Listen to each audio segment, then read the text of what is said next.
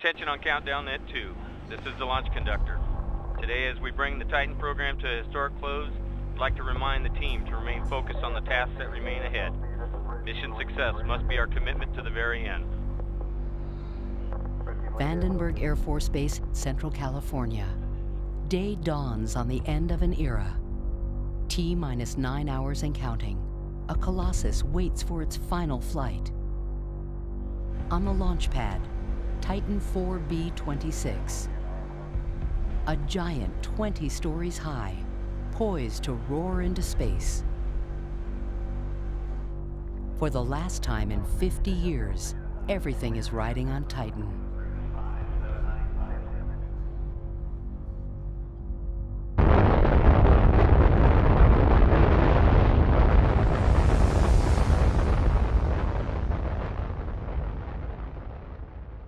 If there were no wars, no enemies, no rogue countries or leaders, perhaps there never would have been a need for Titan. But in the years following World War II, sabers were rattling, and the United States was alarmed by the words and deeds of the Soviet Union. It was the beginning of a Cold War between the two superpowers.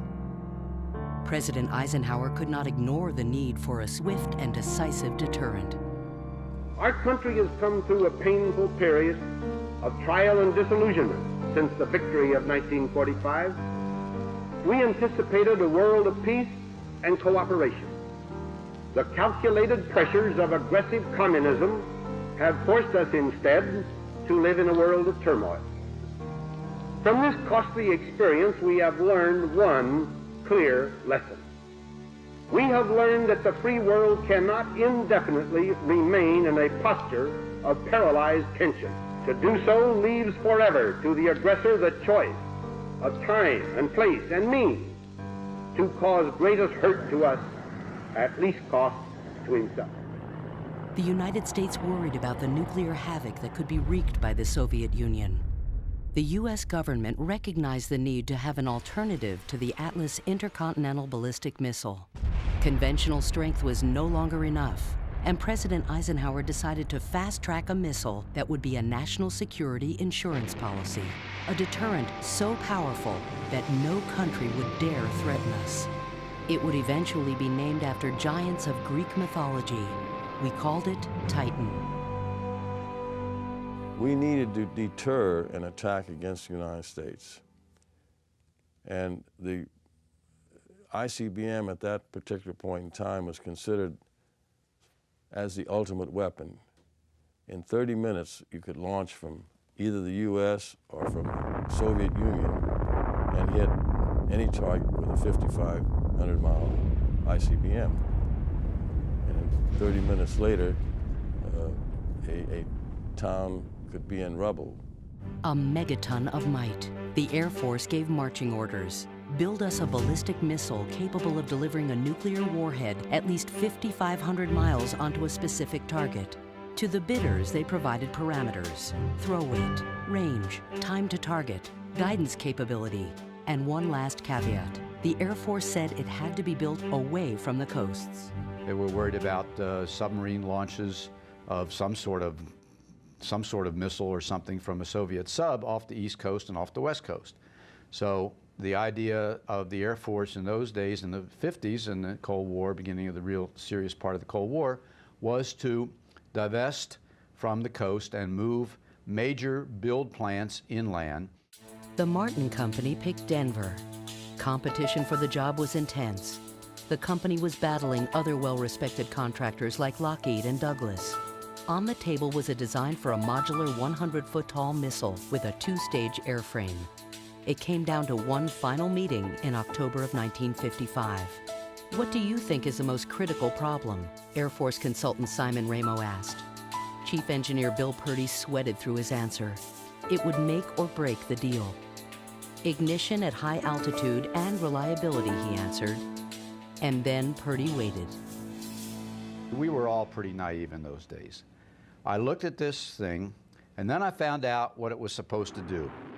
It's going to go 5,000 miles, and it's going to come in, back in the atmosphere, and hit a target where you want it, like right on. Whoa, these guys were crazy. The Martin Company got the job.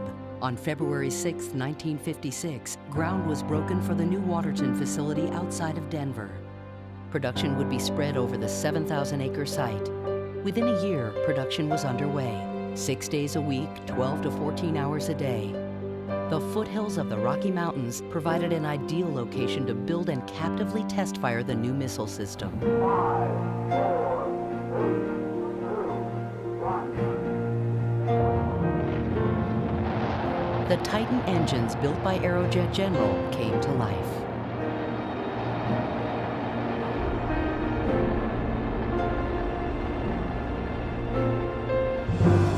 Exactly 3 years after groundbreaking, on February 6, 1959, the first Titan ICBM was poised on the launch pad at Cape Canaveral.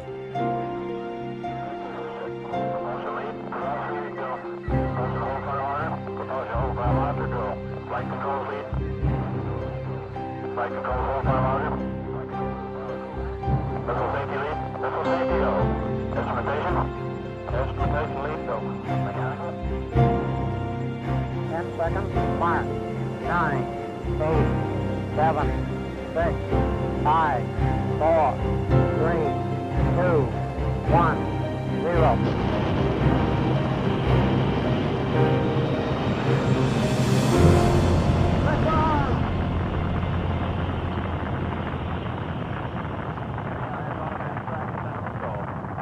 The noise is deafening, and it's more than just the noise. You feel like, you know, the world might be coming to an end. LLC looks good.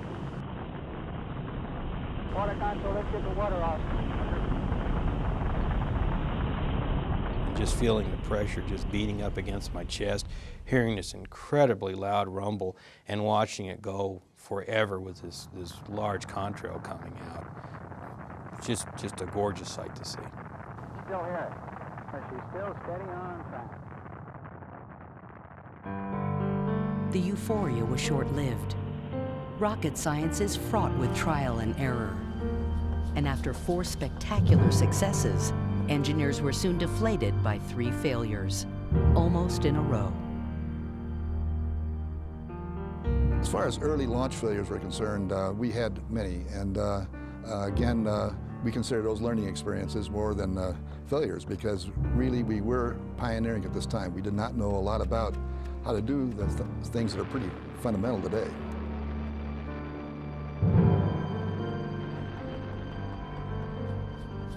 They didn't point fingers, just learned from their mistakes and got back to work. I never lost confidence, and neither did the team that was working the program.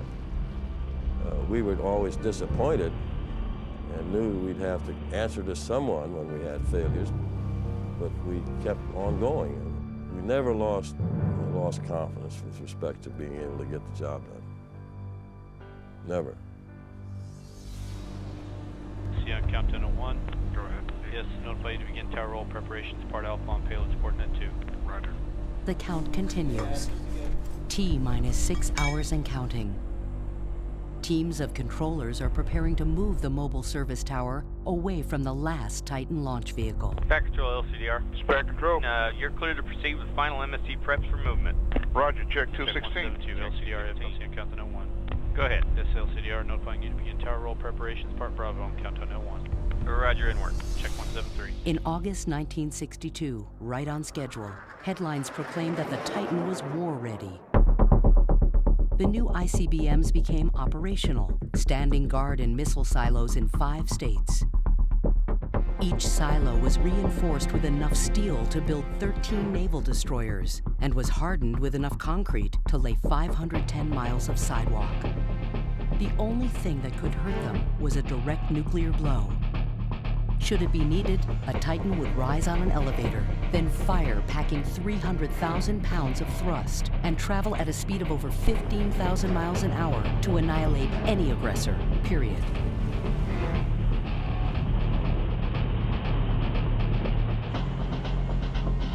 But having superior ICBM capability was not enough. The United States needed to be able to get the missiles off the ground more quickly. The Air Force wanted a missile that could be airborne in seconds. The 12 minutes it took to raise Titan I from its silo was an eternity in precarious times. Titan I was vulnerable, so even before it was off the ground, plans were underway for Titan II, a more streamlined successor that would launch directly from its silo. While America beefed up its arsenal, the Soviets continued to boldly menace and destabilize the world. We must realize that we cannot coexist eternally. One of us must go to his grave. The Americans in the West do not want to go to their grave, so what can be done? We must push them to their grave. Rhetoric became reality in 1962. The Soviets pushed the United States to the brink of war when they deployed nuclear missiles to neighboring Cuba. For 13 days in October, the unthinkable was not so far-fetched. World War III was on the horizon. When I was out at Vandenberg Air Force Base, the Cuban crisis came along, Cuban Missile Crisis.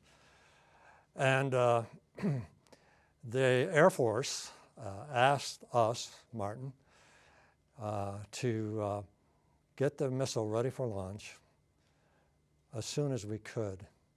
I found out during the 13 days when I was trying to figure out how I was going to save my family, I found out that the warheads on the Titans that were out at Vandenberg had all been changed to live warheads. Now I was scared. Now I knew we meant business. Good evening, my fellow citizens.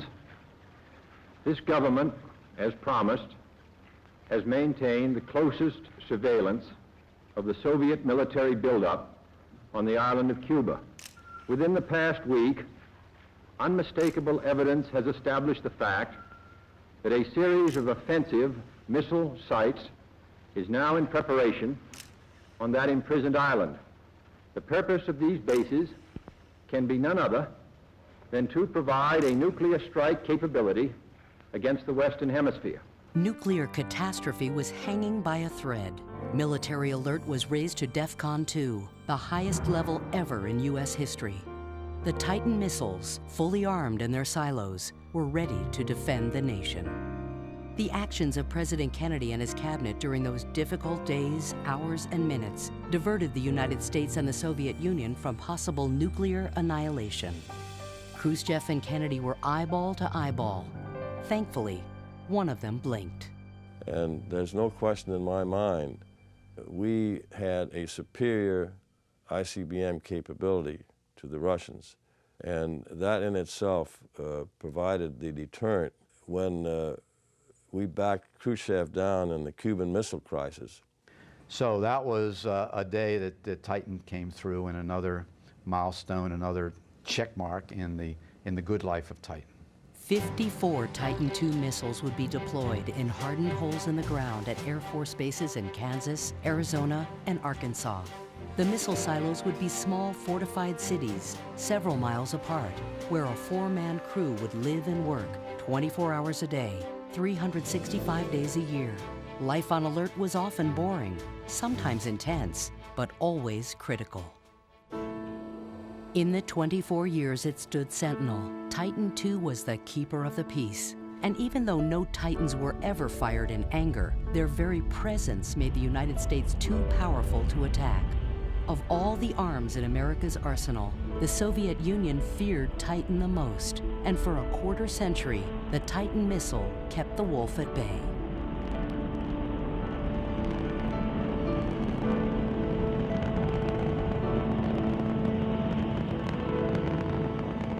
During the years that Titan II protected America, it also helped propel the country into space. In May 1961, President Kennedy threw out a challenge. We choose to go to the moon in this decade and do the other things, not because they are easy, but because they are hard. Because that goal will serve to organize and measure the best of our energies and skills. Because that challenge is one that we're willing to accept, one we are unwilling to postpone, and one we intend to win. America was in a race with the Soviets to land a man on the moon, a race the United States refused to lose. I was lucky enough to be at the Cape in February of 1962 when John Glenn went into orbit in a Mercury capsule on top of Annapolis. I said to myself, boy, I wish that an astronaut would go on a Titan. Shortly after President Kennedy threw down the gauntlet, NASA chose Titan II as the launch vehicle for the Gemini program. The giant booster had the muscle to hurl a capsule with 2 men into orbit. The Gemini program was the second in a 3-stage assault on the moon. First Mercury, then Gemini, finally Apollo. On March 23, 1965, astronauts Gus Grissom and John Young became the first men to ride a Titan rocket into space. Putting men in orbit was a daunting task. Because when you put 2 men on top of one that sticks of dynamite and pull the trigger, and you don't kill him, you're doing good. Between 1964 and 1966, NASA proved man could dock, rendezvous, and walk in space, all essential steps before America could land a man on the moon. In 12 Gemini missions, Titan performed flawlessly, 100% mission success. And to the astronauts riding on Titan, it was the experience of a lifetime. In the Gemini Titan, you were in orbit in 5 minutes and 35 seconds. And particularly the staging sequence and that second stage burnout was a real kick that you will never forget. And of course, designed as a ballistic missile in the sequence, when the first stage shut down, you were riding and you pushed back in there about 5.5 Gs, and suddenly it shuts down. And they go through a sequence they still use today called fire in the hole, where they fire the second stage before the bolts explode. So you're sitting there and wham, you go from 5.5 Gs down to 0 G. There's a big flash of fire, you fly through the fire and you're gone. And even though some of the staging sequence on Apollo was unique, that fire in the hole in Gemini was really unbelievable. And then as you kept going on the second stage, you couldn't hardly hear the engines run. You knew something was going back there with that single thrust chamber, and just this force kept pulling up more and more and more, and finally you got up near 8 Gs pushing on you. You'd get a few little stomach pains, but you'd be hanging on there, and suddenly in 1/10 of a second, you went from nearly 8 Gs to 0 G, just whop. So you picked up, oh golly, 1,500 miles an hour in the last 10 seconds on that Titan. It was a kick. It was really a sporty ride. Go. LCM. Go. Pad control. Go. TE. Go. VPDS. Go. PLPE. Go. ATK. Go. BOC. Go. Flight controls. Go. Task 15, tower rollback. We are checked with all items through item 304. Driver operator, bring her east. Nice and easy. Me, I'll take a check on 285. We have movement. Check 285. Copy. Good speed, looking good. Driver operator, give me position every 15 feet. Just in time tower roll. There you go. That's what he's known for. That's a fact. Copy, boom 3. UT is in launch position, pin and locked. Roger, this time at item 306, tower roll is complete. Check 306. The 24-story tower has rolled back to expose the last member of a supreme family that carried the weight of a nation on its mighty shoulders. Soon the pad will be evacuated and Titan will wait alone for its moment. With the strategic missiles in place and the Gemini missions accomplished, Titan production was to end. But its pioneers envisioned a metamorphosis for the missile. They worked to transform Titan into a modular space launch vehicle that could be configured to do a variety of tough jobs. It would be a bigger rocket with 2 solid fuel boosters and a new upper stage configuration that could pack the punch needed to launch the nation's biggest payloads. Prior to the Titan program, we could only maintain satellites in low Earth orbit for a matter of a few days to at best a couple of weeks. The advent of the Titan gave us the ability to extend the expendables on board our satellites such that we could keep them on orbit for months to up to a couple of years. That gave us the ability to monitor the test activities and developmental activities of the Soviet Union on a continuing basis. In the 1960s, this new Titan was born. Titan III was pressed into service as the country's premier spacelift vehicle and quickly became America's workhorse. At 160 feet tall, the Titan IIIC struck an impressive pose with its 2 solid fuel boosters and a new upper stage. With its building block configuration, the giant rocket routinely placed heavy payloads into a variety of orbits, some more than 20,000 miles above the Earth. Most important, it boosted satellites into orbit to keep an eye on a Soviet nemesis that continued to grow more arrogant. Well, the Titan program was really the key to our ability to do our job during the Cold War. This country needed to have the ability to understand what weapon systems the Soviet Union was really developing. We couldn't possibly afford to protect the country against all potential or technically possible weapon systems. So we needed to have an understanding of what the Soviets were really developing and what their true capabilities were. Emerging national security requirements during the Cold War required increased vigilance. Air surveillance was no longer enough. The capture of Gary Powers and destruction of his U-2 spy plane sparked one of the biggest international crises of the decade. The United States had to have a bird's-eye view from thousands of miles up in space. Hopes were riding on Titan to help protect the nation from Soviet threats. The poster child of the surveillance satellites was a top-secret photo reconnaissance system called Corona, photographing over 1 million miles of Russian terrain from space. With its 24-inch focal length lens and 70mm film, Corona could zero in on a target just meters in size. The pictures were then parachuted to Earth and intercepted by special airplanes in midair. Nearly all the information the United States had on the Soviet Union at the time came from the Corona missions launched on a Titan IIIB. There's one rule: never take the imagery away from the president. The images that we got back from space were so significant in order to allow us as a free democracy to understand how we played in this world. As the systems grew in capability, they grew in weight. We had to turn to Titan to get these systems on orbit. So today, on a regular basis, we provide information to the President, the Congress, the administration to understand exactly what's going on in a very complex world. And as President Reagan once said, trust but verify. And it was our systems and the fact that we were on orbit on a continuing basis that gave us the ability to verify the compliance with the treaties that were being negotiated and signed with the Soviet Union.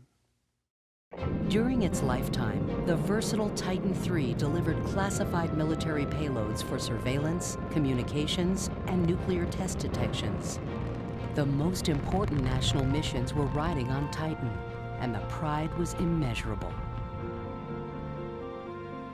With so many classified payloads, the Titan III did its work without much fanfare, but the Titan III's missions were much more high profile. This enormous rocket was NASA's choice for solar system exploration. People have looked at the planets for a long time, have been limited by what you could see from Earth, have been limited by the observations that you could make from Earth. And it was really the space age where we developed the launch capability through vehicles like Titan, developed the spacecraft capability with spacecraft like Viking and Voyager, that we really developed the ability to remove ourselves from Earth and actually go there and really see close up and measure close up what these planets were all about.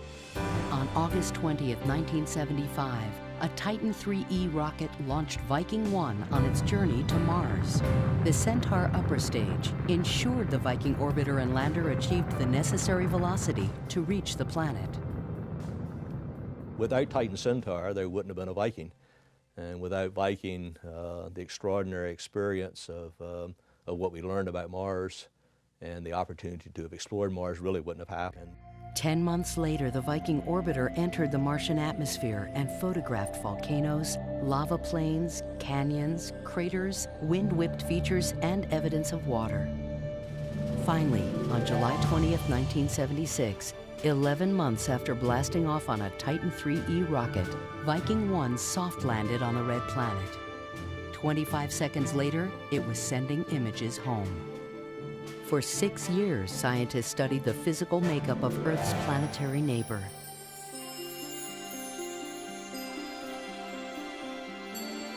Titan IIIe flew 2 Helios explorations to the Sun, 2 Viking journeys to Mars, and 2 Voyager trips to Jupiter and beyond.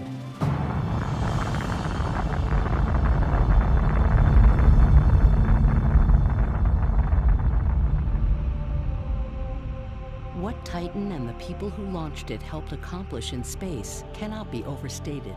The missions to explore the planets paved the way for exploration underway today. Exploration that may someday allow mankind to leave Earth and live among the stars. T-minus 1 hour. Go ahead. Please begin stage 1 and 2 oxidizer tank flight pressurization for AK-8E-15. Roger, written word. T-1 hour and counting. Check 405. The range is clear. All systems are go for launch. CIC, this is PE. CIC, go ahead.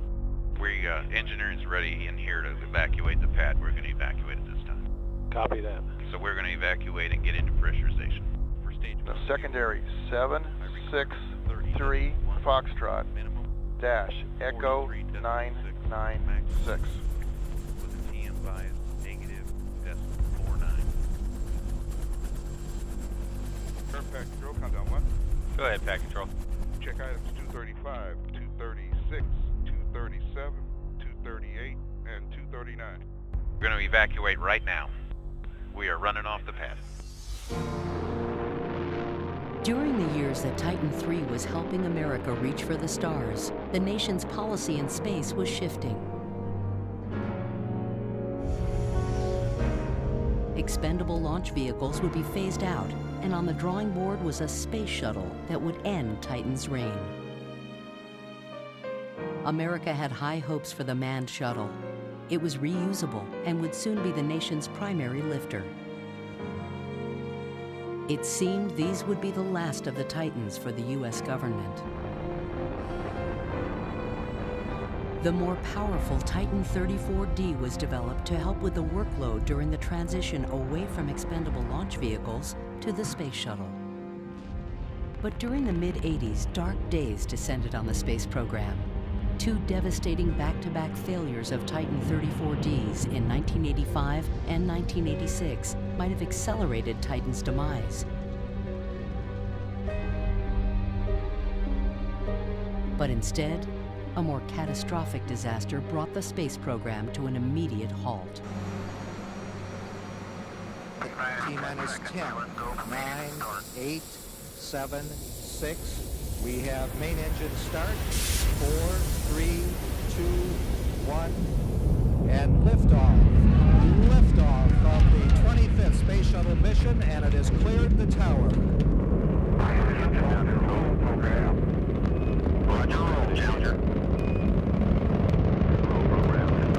When the Space Shuttle Challenger exploded in 1986, it was a grim and tragic time.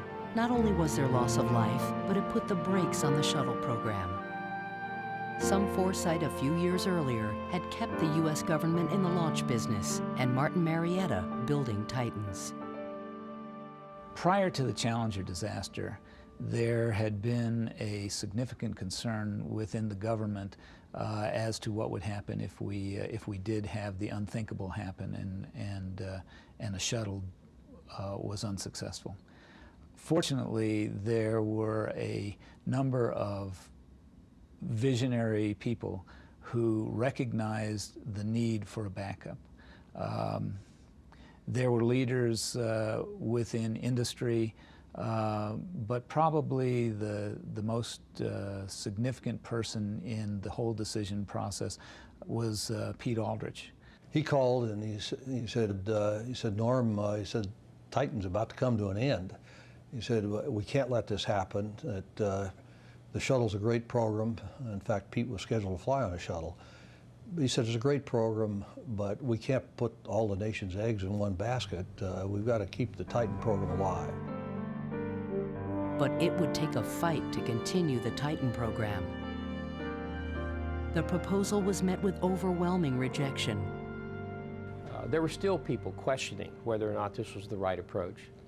But in January of 1986, when Challenger accident occurred, we had a 2-year head start on the complementary launch vehicle and the Titan IV. I think giving that 2 years was a major decision, and one that was absolutely right, because if we had not gotten the Titan IV program going until after Challenger, we would have been on the ground roughly 3 years without having any access to space. So we were able to get our programs going at that point.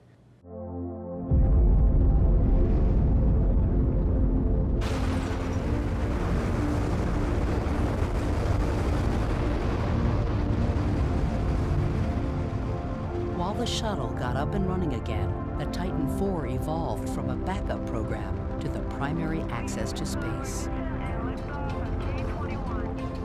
It became the heavy lift vehicle for military payloads that had to be moved off the shuttle.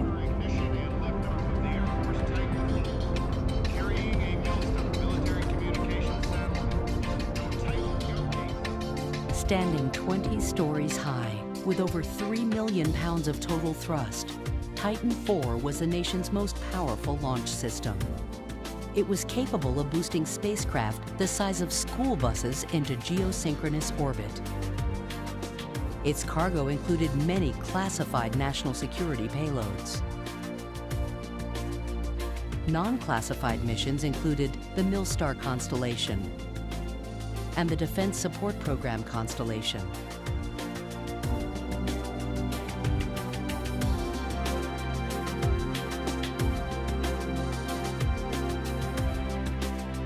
Titan IV missions were launched from facilities at Vandenberg Air Force Base, California, and from Cape Canaveral, Florida. Increased launch demands in the early 1990s established the need for additional capacity to process and launch Titan IVs from Cape Canaveral. Launch Complex 40 was built to double Titan IV's launch rate. This new facility was the nation's most advanced spaceport.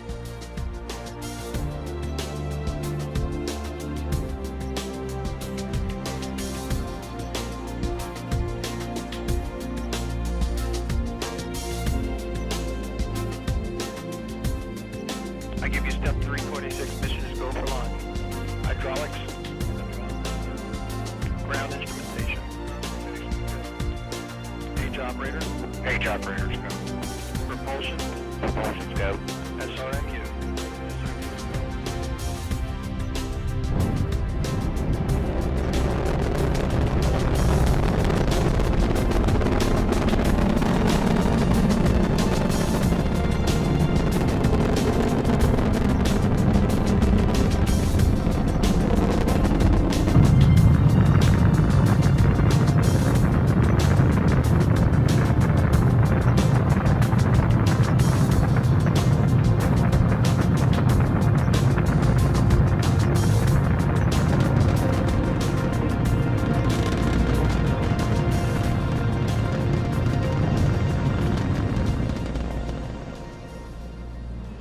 During the same time, Titan II ICBMs, the same missiles that stood in silos for a quarter century, were modified for space launches.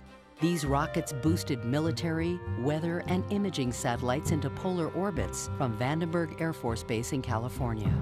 The modified Titan IIs flew 13 missions, boasting a 100% success rate.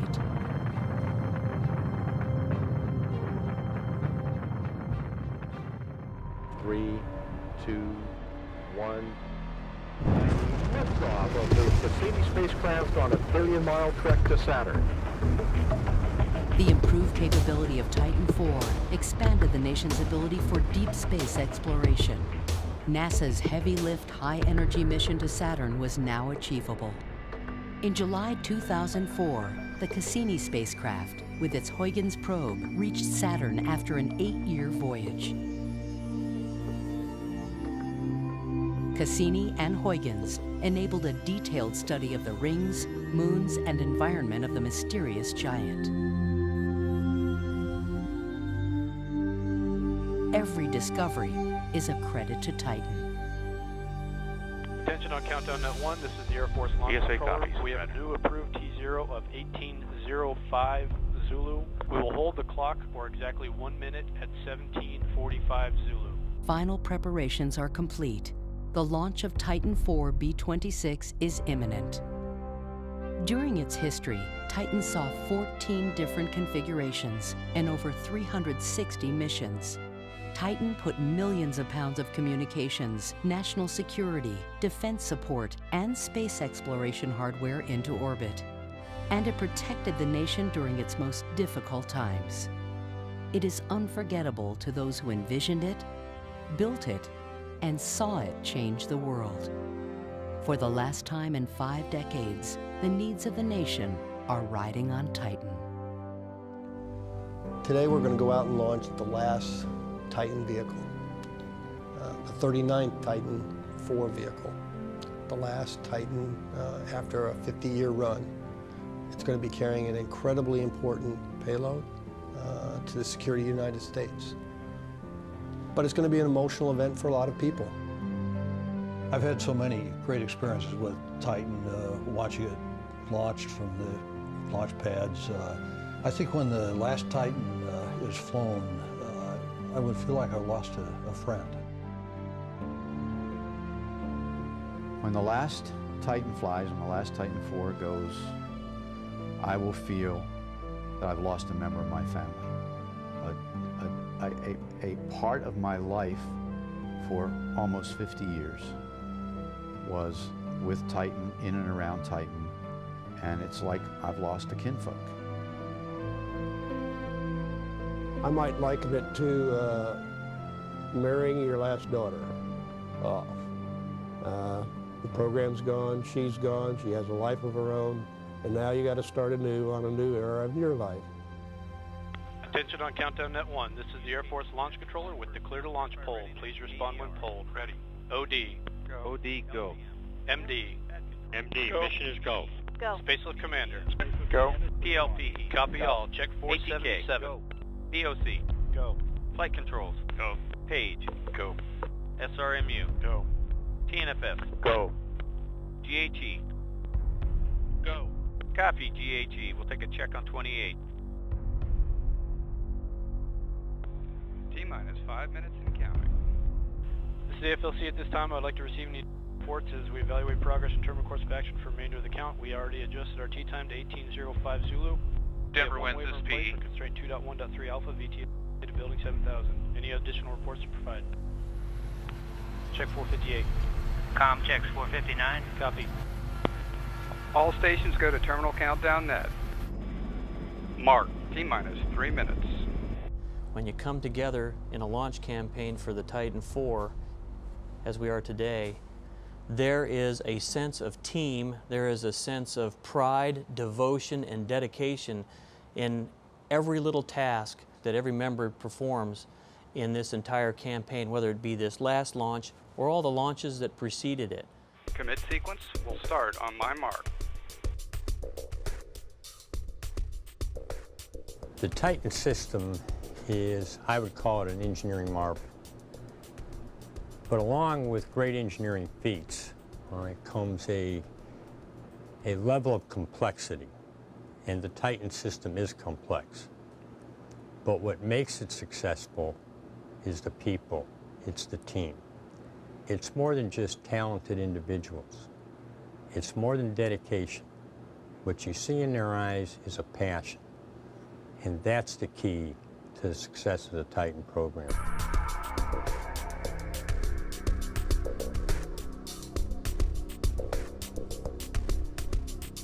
GCO, guidance is go. Hydraulics is go. Ground instrumentation. Instrumentation is go. operator. Page operator. Propulsion. Propulsion, go. SRMU. SRMU is go. Tracking and flight safety. Tracking and flight safety is go. WIS. WIS is go. Engineering. Engineering is go. Quality. Quality is go. Aerojet. Aerojet is go. Alliance. Alliance is go. T-minus 90 seconds. DOC. SV is ready for Flight launch. controls. Check. Page. 472. Copy. SRMU. Go. TNFS. Go. This is the RC on Continent 1. The range is green. GAT. Go. Copy. GAT. T-minus 60 seconds.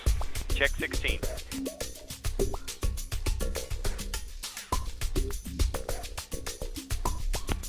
T-minus 30 seconds. V26 for final count. Titan has been such an important contributor to our nation's national security, and in a way it'll be a bittersweet moment because of course it will represent the last vehicle, but I think it'll also be a celebration. We'll have an opportunity to celebrate the wonderful record that Titan has provided to our country, and we'll all feel real proud. 10, 9, 8, 7, 6, 5, 4, 3, 2, 1, 0. Liftoff. We have liftoff of V-26. Last of the Titan and an end to 50 years of space launch history.